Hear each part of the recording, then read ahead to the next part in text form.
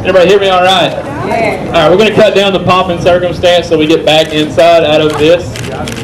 All right, we're going to invite a couple of people up that were pretty instrumental in the project here. I know it's a pretty exciting day for me. I don't know if you guys are as excited as I am, but we took office 2.5 years ago.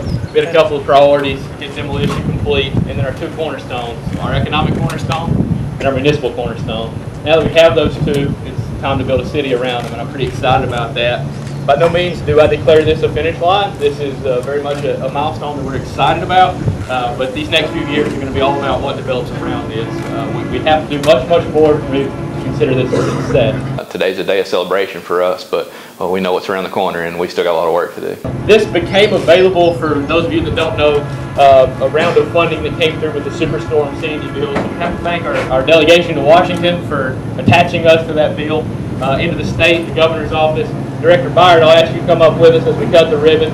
His group helped out tremendously in facilitating this grant. And also, once we were awarded the grant, we asked for kind of a change in the scope of work, and they've graciously granted that too, and we were able to get our police station as well through this round of funding. I came onto the city council about 2 or 3 months after the tornadoes. I was appointed to fill a vacant seat. So I had already been dealing with a lot of the players at ADECA. They were helping with our long-term recovery committee. They were attending those weekly meetings with us. Our grant writer, Miss Peggy Matthews, was just absolutely tremendous. She wrote the grant for this facility and for the grocery store facility, and hopefully she'll continue to write many, many grants for Cordova to come. Steve Ostaseski, our long-term recovery community manager, was just tremendous in managing the day-to-day of this project. If you don't believe me, you can ask our builder and our architect at how instrumental Steve was. They never called for me, they called for Steve. He was the guy, he was the point man down here. That leads us to our building company, Clements Dean.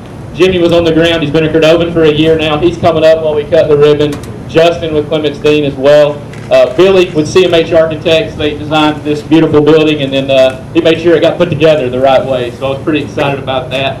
Of course, the support of just anyone that has made a positive comment about recovery over the last year, the 1.5 years, the 2 years we've been in. That's who we owe the greatest debt of gratitude. Public service isn't always the easiest things to do. Days like today make them well worthwhile. But I'm going to invite anybody employed by the city of Cordova, our city council, those of you we recognized out there in the crowd, if you guys would come up, and we're going to chop this ribbon and get back in the AC. It took just shy of a year. Yeah, so they broke ground in July of 2014. We're doing a grand opening here today, middle of June in 2015. They've still got a little punch list to do. They're still working on a few things, so it could linger into July a little bit. But as far as move-in ready, it was about 11 months for us to get in. All right, Steve, everybody's fine. Cut it. All right. All right.